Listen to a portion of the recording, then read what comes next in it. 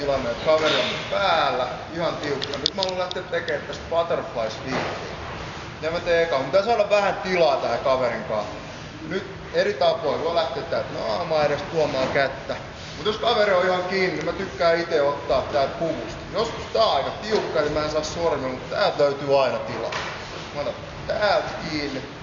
Nyt kun pitää saada kaveri viikotettu tonne taaksepäin, niin nostaa eka jaloa ja tutkostaa samalla käsillä. Kierrän käden tänne kainaloon ja toinen käsi ja blokkaa tätä kättä.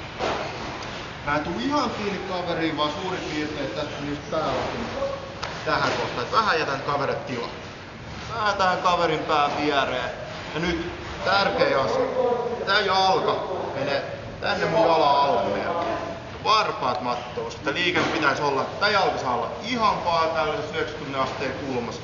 Se ei oikeastaan tee yhtään mitään. Kaikki tapahtuu täällä jalalla.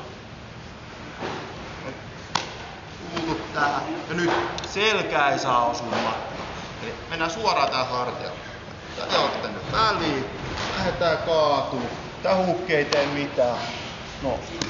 Saman tien mulla on ohituspaikka tässä pääkaverin pään viereen.